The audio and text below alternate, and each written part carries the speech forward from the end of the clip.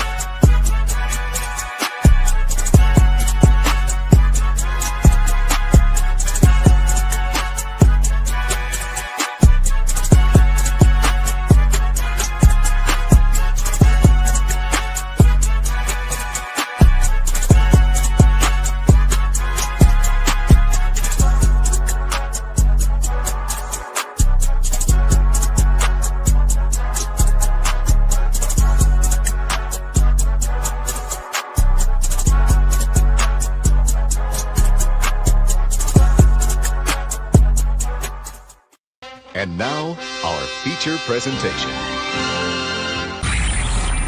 You are watching a master at work. Go get some! What is up, everybody? My name is Rafael Chacin, and here with my co-host, Zenith. Welcome to another episode of The Combat Club. There's a 100% extreme attitude on this podcast because in this club, we're born to fight anyone, anytime, anywhere. Because how are you feeling this Friday night? Because tomorrow is going to be so interesting because we got a lot of bangers coming out there at UFC 320. So it's going to be so epic right now. It's going to be so epic. Make sure to subscribe to Capitán Rafucho on YouTube. Also, my co-host, Zenith, on YouTube. Also, you can follow us between for the social media, Twitter, Instagram, Kick, and of course, if you can help and support this platform, because my main channel is still demonetized. But at the end of the day, if you can collaborate it, you can make a donation by PayPal, Venmo, or Cash App. All financial help is good.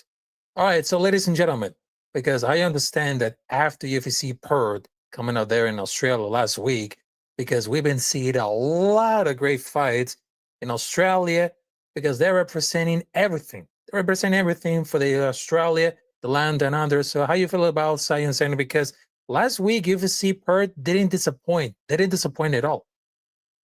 Oh, absolutely. Love to be on another episode, Combat Club, talking fights on a Friday night. Nothing as good as a good old pay-per-view on a Saturday as well. We're gonna get to that in a moment, but absolutely, the UFC went to Perth. Absolutely was a banger. Definitely the Australians put on for the city. That being said, though, that was a fun fight card. You know, we had fighters from the very beginning. You know, going through the card, look at some of these notable names. You know, we had that up and comer in the heavyweight division. Brando stood off the court heavy with a nice knockout against Elijah. But we're here to talk about that main event that happened, and boy, was that a banger! So back over to you. I did like that late finish from Neil Magny, that fun submission. I know Tom Nolan was able to get a submission too. Jimmy Crute definitely put on for the city, and then we had your boy Carlos Erzberg again, getting a big name like Dominic Reyes out of there in the fashion that he did was absolutely amazing to see. But boy, was that a banger. But back over to you, my friend. Yeah, exactly. Because UFC Perth didn't disappoint at all because they're always going to bring the thunder and excitement in Australia. And speaking about the main event, which is Carlos Huber versus Dominic Reyes. So I thought that my pick, Dominic Reyes, was going to be, well, it's going to be a submission or a knockout. But man, that was like really fast at all. I mean, Reyes looked scared. He was biting every feint. And Carlos Huber seems supremely confident every second. Like he knew Reyes had nothing for him. And everyone was pitching about 4 minutes and how about nothing was happening. And then a blink of the eye, it was really over. So the comeback is over. And they're hoping to Reyes will do better. But Carlos looked damn good there. He was very patient, didn't get a hit, pick his shots. He was snapping his head with the jab. He'll look really good. Reyes just looked almost 90 cents here. He had for nothing. But he finally found someone who can punish with opening and lack of defense. I mean, that could be so much interesting. And he tried too hard to make a memorable call, but they don't know if the problem is a passability. Seems like more distance and timing. He kept getting caught with the straight punches and step under the kick, but he was just unaware. But Reyes didn't look for some reason, and we all know about it because it was really sad for Reyes, but Carlos made it a great work. If he gets the title, he's flying under the radar internationally as well, because I even thought he has many knockouts, the super technical striking, doesn't make the most exciting fights. It's all feints, the distance control, picking shots. I mean, he really helped. It was like a dominant performance. He got all the tools to reach out at the peak of the featherweight division. I mean, those guys are really showing they're still legit. And between for like Neil Magny, I will just like completely blew everything about the way because I thought it's gonna be something really very quietly enough. But when you see like an unranked fighter trying to become ranking here, I mean, they're just beating the odds. And they just did the impossible. Pretty much again. Because how do like this one? I mean, he beat Zelensky in a similar way a couple of months ago, but he's on a win streak. Every time they're thinking about he has to strike, he reversed the maiden performances against mid opponents. It was never going to be among the divisional elite, but that way should have had Stephen O'Neill because he wasn't out, but since he did, the fight should have been official at this point. But they're really happy that Neil won. But I was just like really shocked because they get subbed by better grapplings. And honestly, I thought Matthews was in that tier. But it's going to sub him. Almost there for like 20 more seconds. And the ref made it like right correction, but can't even count Neil just break people late because on the welterweight, I mean, everything happens at all. Yeah, I just feel that Jake Matthews let that one go. You know, that's an aged Neil Magny that's still coming in and looking like a better veteran than Dominic Reyes. We'll talk about him in a second, as you covered him before. But yeah, Jake Matthews, he let this one go. You know, I want to say there's levels to this shit, but Jake Matthews was winning that fight, and he should have won that fight until Neil Magny was like, no. I'm not letting this one go, and he definitely came in clutch with that submission. Getting to Carlos, right, and he was talking about the main event. One thing I did like about Carlos is he's shown last night that he was a fast pick, and now he's a contender, right? When you go out there and you beat someone like Brawley, like Bohockovich, and you follow that up with the dominant performance against the Dominator in Dominic Reyes, you know, a little bit of wordplay there. It's proven that hey, you can deal with some of the best fighters of this division right now. Is he ready to deal with the top 5? That's why the matchmakers have a tough job. We'll see where they rank him. We'll see where they put him next. As far as Dominic Reyes goes, I just think that was a terrible performance, like you said. Wasn't showing any feints. Was out there biting on everything that Carlos was showing him. Never a good move, especially if you're a veteran in this fight, mind you. I just think that he's not UFC caliber no more. There comes a time where it happens, and the best have to go. This guy was one time at the top tier fighter. You know, went toe to toe with John Jones. The only thing that got that one done is the leg kicks. I know a lot of critics will be like, Dominic won that fight. That's debatable, and the fact that that is even debatable is just props to Dominic Reyes on his performance that night against John Jones. Definitely put himself on the map. Definitely had up and downs in his career. But when you go out there and you can't get it done against a guy who literally is up, a guy you're supposed to wash, just like. But that's the thing about the UFC, right? There's levels to this shit, and the next generation's scared. Whether you want to believe it or not, Father Time is real, and Dominic Reyes, I just think he's not UFC caliber no more. And if he is, he's just going to be a gatekeeper. He's never going to make a run at the title again. And I'm just a straight to the point kind of guy. I get it. You have an entertainment business to run, but I'm just fast on cutting people that is not performing to the brand's name no more. As much as the UFC says they do play favoritism. They do leave fighters around because of the name, image, and likeness. But at the end of the day, the UFC is the highest of high, And I just kind of feel like over recent years, we've seen a lot of names stick around just because who they once were. And I just think that's more of a WWE thing to do and not a UFC thing to do. Exactly. I can name fighters like Anthony Anthony Fluffy. Not Fluffy, I'm sorry. The guy who just retired, forget Oh, his name. Anthony Smith. Anthony Smith, thank you. And then there's Dominic Okay. Reyes. There's Anderson Silva stayed around longer than this time. Tony Ferguson, Then there's fighters like Jeremy Stevens and Clay. Jeremy Stevens is not one you put on that list. Then there's fighters like Donald Cerrone and Dustin Poirier. And when you're winning out there and you're still a fat favorite, but you're getting it done against high level competition and you never lost a beat, never lost a step. That's where the name, image, likeness comes into. But I'm just going off fiddle here. I'm gonna turn it back over to you.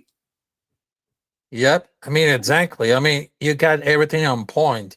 And speaking about Jimmy Crute, I mean, what happened if Diego Lopez and Theo Bond made a baby about this? But I mean, what can I tell it about Jimmy Crute performance last Saturday? I mean, the camel clutch in MMA is really insane.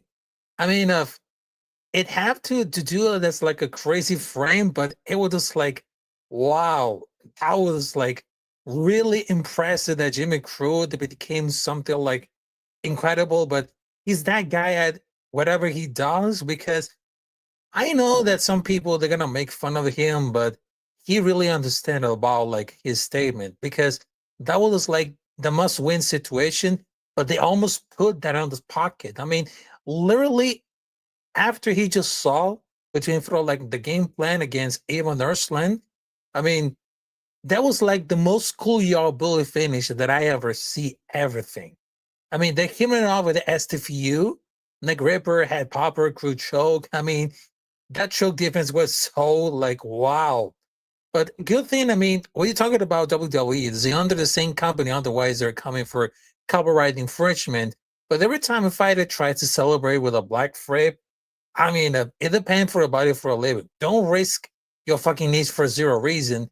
But the houses aren't getting powered enough. It's just like photosynthesis. It's just like scientifical. I mean, they have a redemption, but probably super painful. That was a hilarious submission, but it was like made Crew like crying Roger Garcia, and I was like, what the hell was that? And Crew was begging to like lose position there multiple times, and it was like it's just like Crew us backwards into the better positions, but it's so hittable with it feels like he can rock with himself. Oh, they forget about the wrestling commentator, but I get it. I get it all. He could definitely went out there and he definitely performed. I do like to see that too. When you go out there and you do something you're supposed to do, right? There's so much. You look at we just got done talking about the Neo Magny fight with Jake Matthews. Jake Matthews was supposed to go out there. He was supposed to get it done. Jake Matthews was the favorite, the biggest favorite on the night, and he couldn't get it done. And when you look at someone like Jimmy Crute, you look at someone like, you had your up and downs. You really had bad luck, if in a sense, because you had a lot of draws in the last 5, 2, in fact. And then you come in there and you get someone like you're supposed to go in there. You're supposed to handle business. As much as respect Yvonne, at the end of the day, you're not at that level. You're not at that Jimmy Crute level, right? So when you go in there and you're able to, it started off kind of choppy, but then you go ahead and you go for the takedown. You finally get the takedown, right? You pull him out, and then you get him in that guillotine, and then the celebration of it jumping off the cage after. That's what we love to see in the sport, of someone that's coming in that deserves his spot, that is going to move up. Not to replay what I just was talking about, but to get to like almost like the climax of what I'm saying of favoritism in the UFC and the entertainment factor. I get it. It's an entertainment company, and we want to entertain. That's why we watch it. There's someone in the UFC in the name of Michael Chandler. Okay, he's 2 wins in his last 7 fights, so he's 2-5. Okay, and who has he fought? Dan Hooker. When Dan Hooker was going through his struggles, that's in early 2021, and he did knock Dan Hooker out. Okay, and then he won against a washed up Tony Ferguson that's on a 7-fight losing streak at the time. Okay. So those are his 2 wins in the UFC. But who does he get? He gets names like Charles Oliveira. He gets names like Justin Gaethje. like Dustin Poirier. He gets up and comers like Paddy Pimpleton, who knocks him out. At the end of the day, just because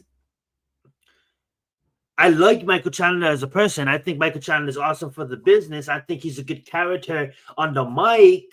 It's not the WWE. So why is Michael Chandler still employed by the organization? Because what? His name is Michael Chandler, so we're going his name, image, and likeness. Exactly. Michael Chandler here to fight the best of the best. Clearly, he's fighting the best of the best, and he's 2-5. So what are we gonna do? We're not gonna. Any other fighter would be cut if your name is not Michael Chandler, and that's what I'm saying about favoritism in the UFC. And I'm not trying to beg. I love the UFC. I love the sport of the UFC. I have no bones to pick with Dana or the matchmakers. I absolutely love it. But at the end of the day, it's almost as if like we'll probably hear Michael Chandler's name talk about Michael Chandler probably Conor McGregor, White House court. You see how the name of Michael Chandler, WWE fucking E at times. The name of Michael Chandler is gonna literally get this guy a fucking fight at the White House because he's American and he's probably gonna fight Conor. And guess what? Michael Chandler's on a 3-loss fucking losing streak. And what the fuck did Conor do in the last 5 fucking years? You tell me. So that being said, that's the goofiness that I don't understand about the sport. We get that at one level, and then we get like fucking Ilya and Chimaev at the other level. Boy, do you love the UFC. Yep, exactly what we needed for it, and I love that you're bringing it all. All right, so after we been talking about the UFC on Perth, which is last Saturday, it became so much incredible, a lot of lightning and everything. So right now, let's just get down for the business for the UFC 320 main card predictions, because this is what's gonna blow up those minds. So first and foremost, we had Joe Pyfer from New Jersey versus Abu Magomedov. Now, Pyfer is coming off of perhaps one of his best wins of career when he defeated Kelvin Gastelum. He knocked down multiple times, so that's actually a real thing to achieve, and just certifies that Pyfer has ridiculous punching power. Now, has the bench advantage pretty much everywhere here except for the speed advantage, because he does carry a lot of power. It is quite impossible for the fighter to deal with, and Magomedov is quite good at bouncing out of the range, sticking the movie, just being very hard to try target. But I will expect to see Pyfer stepping forward to pressure to eliminate the flow and rate that Magomedov utilize to win. But Magomedov is coming against Michael Pereira, Bruno Reigns and repeat his last fights, which he may look good internally, but the moment he gets something nasty, he tends to back up a fair bit, and basically what Pyfer was going to try to accomplish. Now, Magomedov is very black or white stance fighter. He likes to lean back on the way to strike negatively. I do think the main weapon, that front tip kick, is going to be like a key to the victory, the most important, that is range fighter, but also the defensive shield to keep Pyfer arms led. So they're going to be talking about the grappling, but Caesar expect both fighters to keep this fight standing due to the ball recently good takedown defense. I think the major question is whether or not if it will land a direct knockout punch on Magomedov, and I think he will.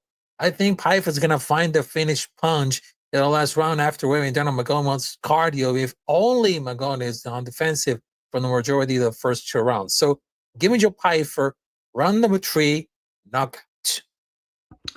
Yeah, dude, I absolutely love that pick. You covered it perfectly. I'm just gonna repeat it at this point, but both me and you are diehards at this point. You know, Joe Pyfer, you covered it perfectly. You know, he always looks to impose his will. He has finishing instincts, and he's highly aggressive with good fighting punch power. You know, you look at Abus. He has striking, he has grappling. He looks good to mix it up, but the weakness in his game I noticed is his cardio late in fights. You know, Pyfer's path to victory, you laid it out perfectly. Stay aggressive, come forward, the pressure, look to land early, look to gain his distance early, cut angles and push the pace. You look at Abus, he must stay composed under pressure. You know that Pyfer is going to push forward. You want to mix in that striking. Don't let this guy just punch you in the face, and eventually look to get Pyfer to the ground. I think if Pyfer, finds his range, he absolutely finishes Abus. We've seen Abus gets frustrated against like the likes of Sean Strickland. I get it. Pyfer is not that level of striker, but at the end of the day, Pyfer can still strike. If Abus stood slow, it is probably going to be a Pyfer finish, probably inside the distance. I would agree with you, probably late in the second or early in the third. But if Abus can frustrate Pfeiffer and drag the rounds out to his tempo, and neutralize his power, I think Abus can drag it out to a decision victory. But if I had money on the line, I'm gonna predict Joe Pfeiffer to get it done via TKO. Exactly. I mean, this is gonna be so much interesting to watch Joe Pfeiffer with a knockout power. So this is gonna be very interesting. All right. So next, we got Josh Emmett versus Joseph Salah. Now, Josh Emmett perhaps the most simply fighter to break down. He's like the Derek Lewis of the featherweight division, and in that only one way, he has punching power and nothing more. He's for most part a punchy bag with a prominent ability that knows that thunderous right hand and put anyone to sleep. But given that Joseph Salah is more younger, much faster, taller, longer, and just a little bit well-rounded by Dan Emmett. And I expect that not good at luck, very competitive. The only threat to Salah is a revolver right hand, which is another secret attack that Emmett will try to use. Is very predictable, and which revolver hand has been a successful weapon through his career. So Salah has been tearing recently because he came back to UFC on March 2024 and has just been demolishing competition since then. And recently he's coming out for a fight against Calvin Qatar and just similarly broke the NSC, which is the fighter.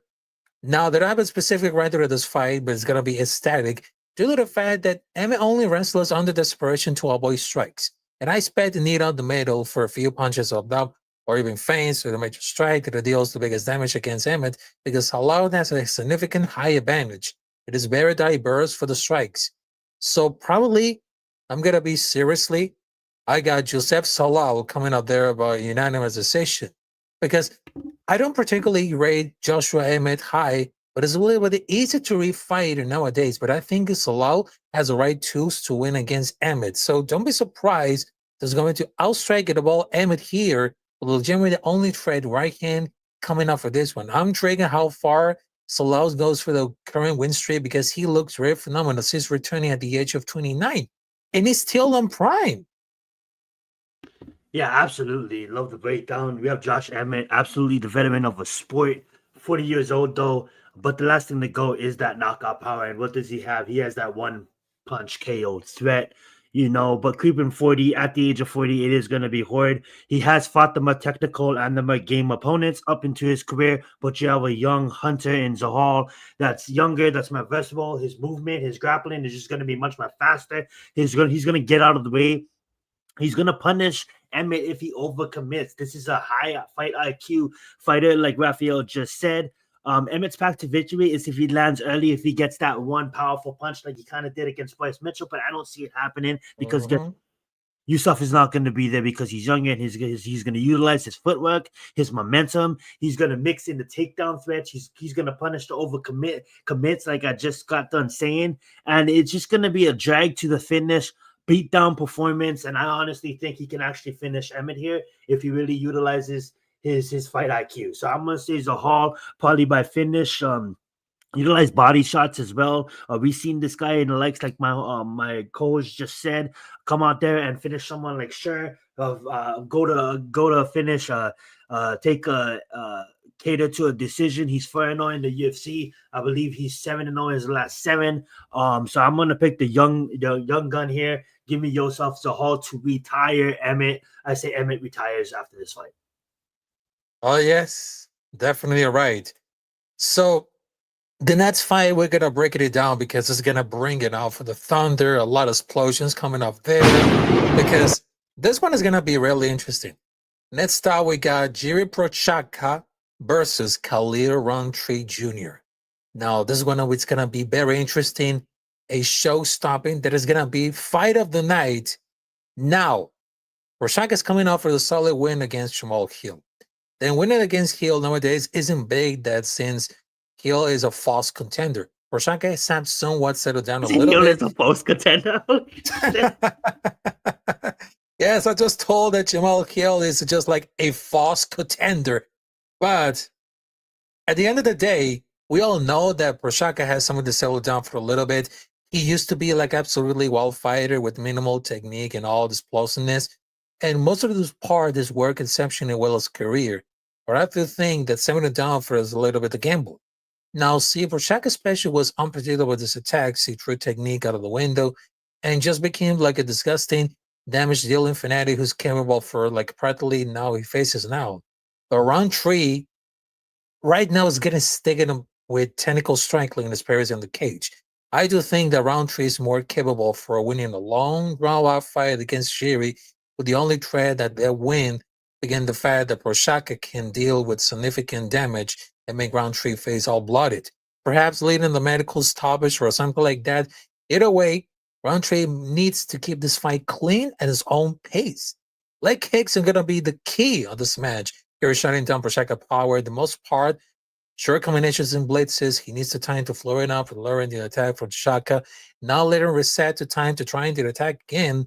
So allow that Prochaka's power they needs to do over this fight, drawing off the attack, then just out of the blitz after a missile try for Chaka. But this is gonna be a fascinating ride because we're gonna to witness about like 2 samurais on the building. That's something intriguing, but also to high degree, highly unpredictable. So I think it is going to be potential for a finish here on the side of Prochaka, but this is going to be indeed a patient for that fight. Is going to be really close. There's going to be a little chance. So I would prefer to pick Khalil Roundtree Jr., round number 3, knockout or submission. Because you know why? I mean, there's like a major aspect that could be really dangerous on all ranges, especially at striking range. Then it can land safety at range. Also, with the head kiss is going showing down for the forward progression since they have to go with a higher pace. Well said, well said. Yeah, Roundtree, he's the more conventional fighter. He's really dangerous. He has good power, great kicks, great strong kicks. But he's going against Prochazka that like he's just unpredictable. He comes forward with good angles. He's a dynamic striker. He's always looking for the finish. This is a 3-round fight, and his fights rarely go the distance. And one swing, Prochazka could end the night. I think Prochazka, because he's going to stay unpredictable. He's going to mix in a lot of feints. He's going to have Roundtree biting on a lot of feints. He's going to keep the pressure, and he's never going to slow down. He's gonna break, but he's going to blitz. And if Roundtree can't get this fight to the ground, I don't think he stands a chance. I'm going to say round 2, early round 1, late round 2, someone in round 2. I'm going to say Yuri gets it done here by knockout. That's the first fight we disagree on. I like it. Yep. It's going to be really like it at all. So we got another explosion coming up there, another fight coming up there, which is going to be so much interesting.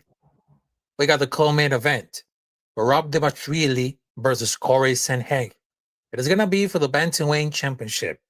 Now, Dvalishvili is coming out for the string of fantastic wins. And we all know against Sean O'Malley, which is very good. Also, most importantly, the title reign has been absolutely legendary. Merab is someone that relatively well-rounded, but doesn't have the skill or ability to fight against Sandhagen on the feet. So it's going to be expected a very classic Dvalishvili Mullen as it goes for like 30 to 40 takedowns against the much taller, more tricky strangling in Sandhagen. Dvalishvili is known for the outstanding realization for this cardio, because I don't know who else in the UFC can match him for the cardio, because he just doesn't get enough tired. He could have fight like a 10-rounder is probably still fine. It's ridiculous how he's good is fighting for such a high pace for 5 rounds and is still able to full on speed expenses with a standing heart rate of probably 70. Now, Sandhagen is coming up for a brilliant submission win over Davison Figueiredo. And I think a lot of fans could have expected the Figgy to be like one to submit him. But that was going to really surprise me. And Sandhagen is one of always the dark horses of the division. He's someone you can always trust to find, to make a fight, to challenge. Even though the most dominant fighters that much can show up when he fought Umar Nagurudin, he lost, but also hell for Umar to deal. And I think that Sandhagen might lose this fight if it goes for the distance. He's still going for it, has his own moments of this cage. Strangling is going to be so far the biggest advantage for Sandhagen. It is much the burst and the sharper striker than Merab. But a lot is going to be shut down by Merab. Forward pressure as might be enough to stipple to give his love for the defensive down block position right at the raised guard, because it's just like an opening takedown. So a lot of people, they want to choose Merab Dvalishvili as a favorite to win. But I don't think that the card is just going to all work with Sanhagen and win another decision win. So probably I'm going to choose Corey Sanhagen because I know there's going to have zone moments on the cage. And the striking will be the key of this match. Wow. That's shocking. I love it though. I love getting different. I love that pick. I'll have to go with the machine, man. His legendary gas tank, his relentless pace, his high volume in striking, his constant pressure, like you said. And yeah, it's not flashy, but he grinds his opponents out and he forces mistakes that his high level opponents usually don't make. But guess what? You make it against the machine in Moab.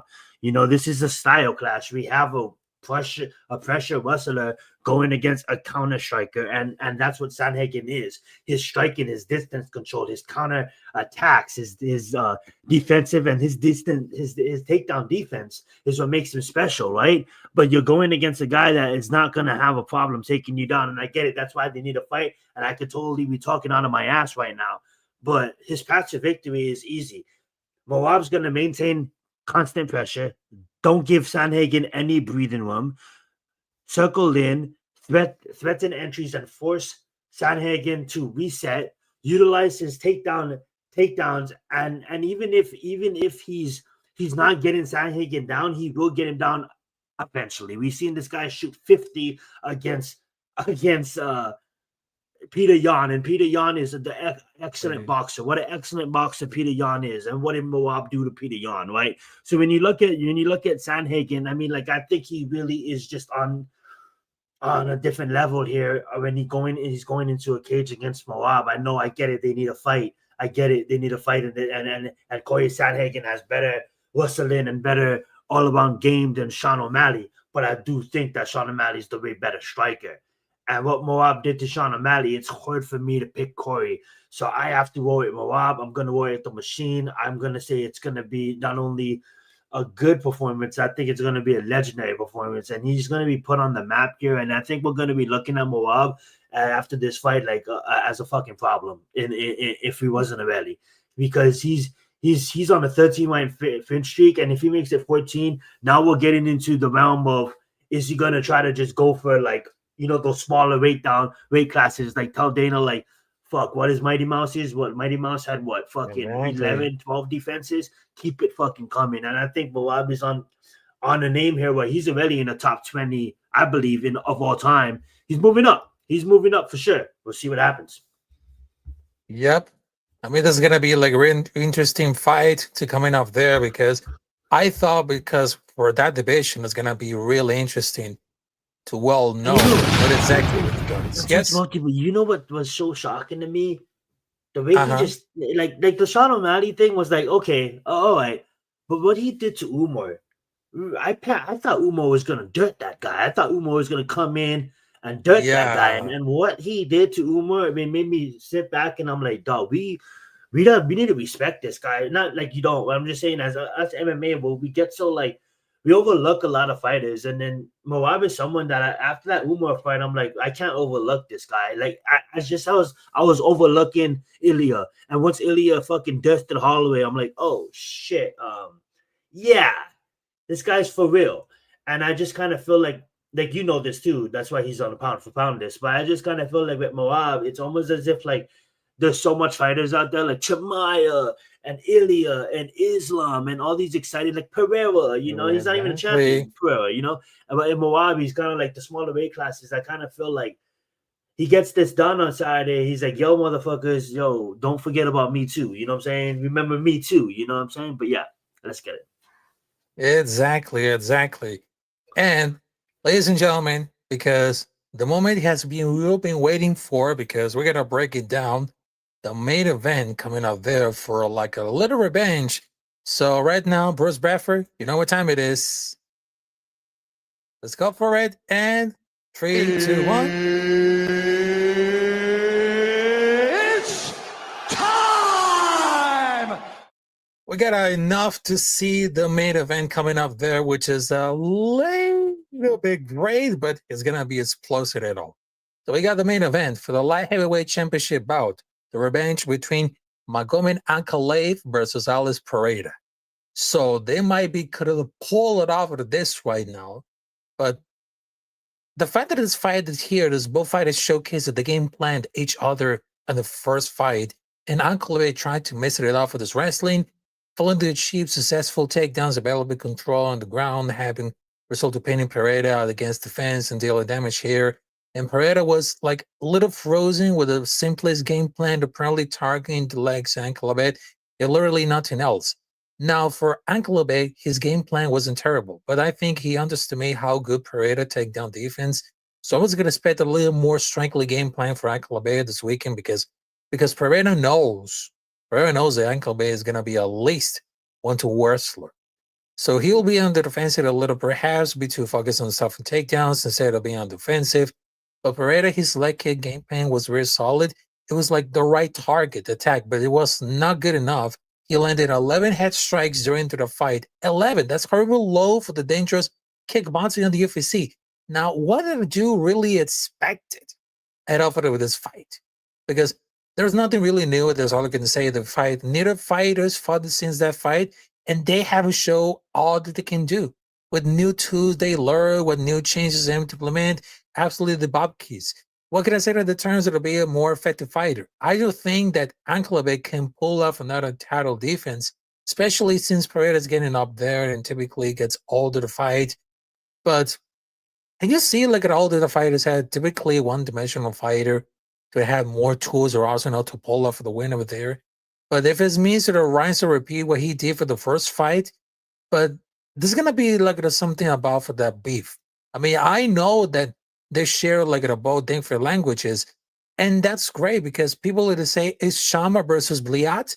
So there's gonna be like a long decision, but I understand that if Alice Pereira can pull off a victory against Michael Ankalaev, so the key is gonna be really important about the strengthening defense, submission, knockout, or everything about for the clinch power.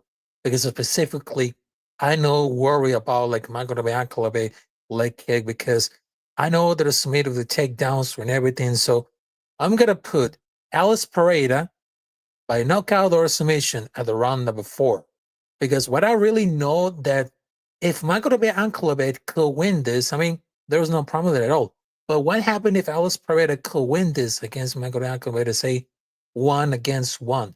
I mean, they're gonna pull him off. They're trying to mess it up with the clinch power and of course the submission. That's nothing really exactly that we want to be here. But I really think the Alice Pereira ground control is going to take all over against Michael Ankalaev. Wow. Alrighty.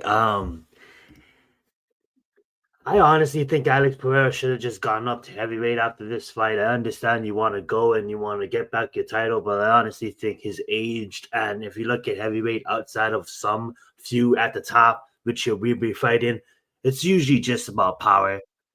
And I just believe that Ankalaev, Magomed is just on a different level. I think Magomed Ankalaev is just shown that he's on a different level. I get it.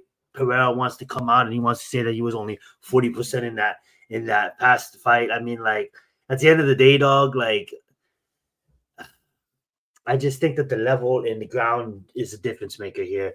Yes, he could always catch him on the feet, like you predicted. Yes, you can land that KO shot because he is Pereira at the end of the day. But I cannot lie, if he has distance control, he has pace. He's not gonna let Pereira pick him up. He's a smart IQ fighter. He's not gonna wear down physically. He's game. He's gonna be ready, and he's a champion for a reason. And when you're a champion, he got better too. So just because Pereira had this amazing knockout streak and he was once on the top of the world, I always picked Magomed because I believe that we never seen Pereira fight a wrestler. And right, as soon as we fucking did, look what happened. And this is nothing against Alex, but at the end of the day, like Izzy's whole reign, he didn't have to fight wrestlers, And once you fight a wrestler in Brawley, what happens?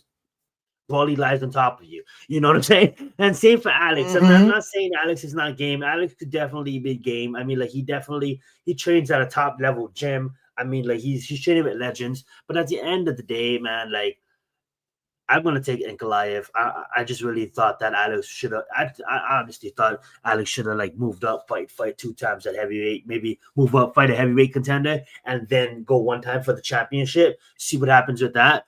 But I think he's gonna take the loss here. If he comes out and he gets the title back, boy, am I gonna be shocked. I don't see that coming, especially at his age. I'm gonna take Magomed Ankalaev. I'm gonna take Ankalaev to defend and Okay, still okay. champion of the world. Yeah, because I And know honestly, that. it's going to be a decision. Honestly, decision. I can see possibly TKO. Oh, Possibly TKO? TKO. That probably is gonna be more shocking. Probably is gonna be more shocking because I understand that a lot of fighters like Islam Akanobe and of course Kazmachiame, they have real know about for the wrestling, but they have very instinct power about for like the knockout. So probably it's gonna be seen like more rarely, but I would love to see that because the knockout power, it seems like it's what are those like uncut gems that we see for like every career, but let's see It what it happens is all the 10. time when it comes to the fight.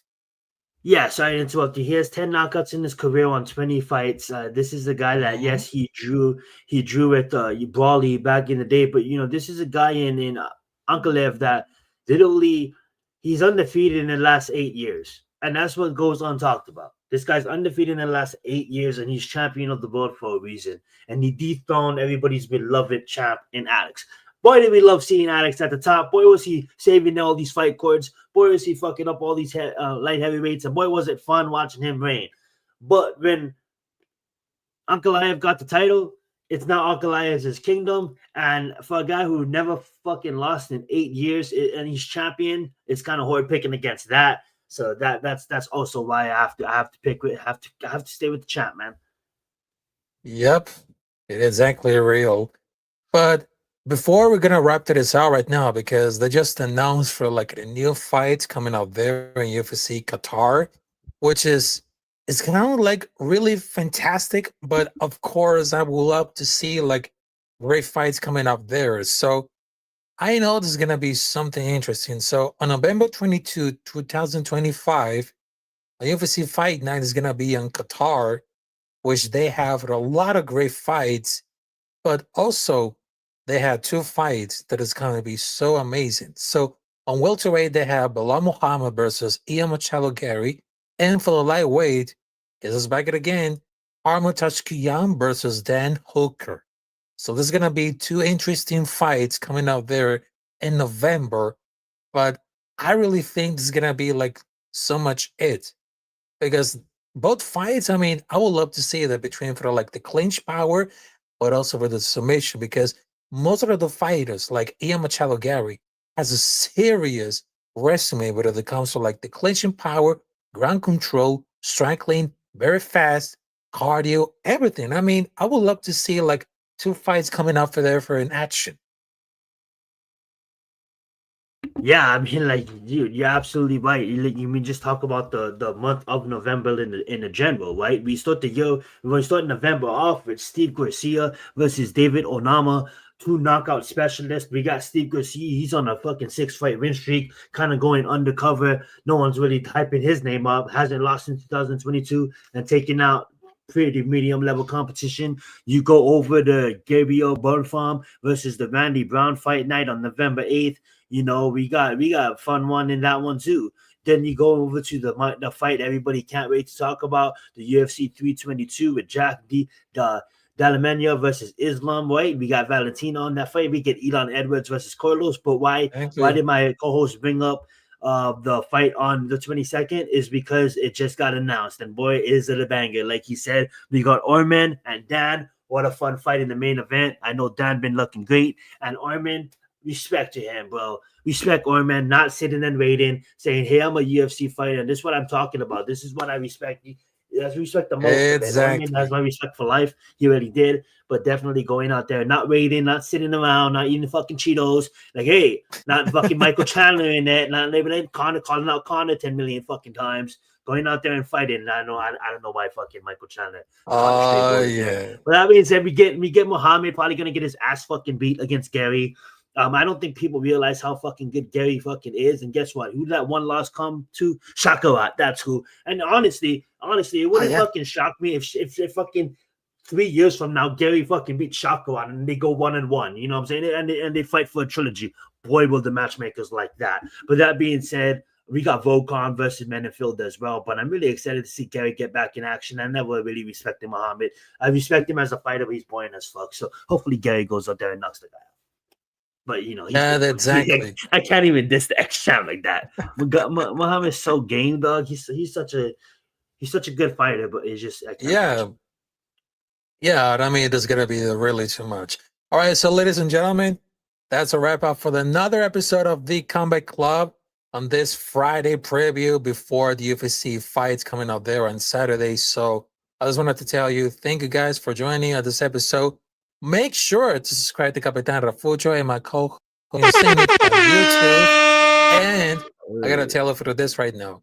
Tomorrow, Saturday, I'm going to do with a watch party reactions of the UFC 320 between Merab Dvalishvili versus Corey Sandhagen and Magomed Ankalaev versus Alex Pereira.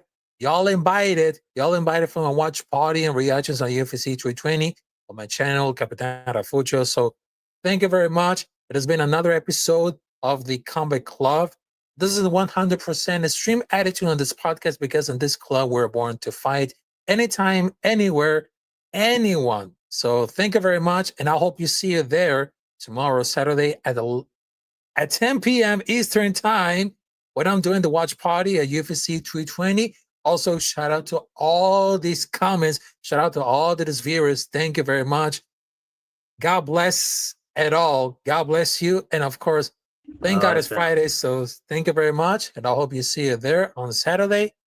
So peace out, and let's get it.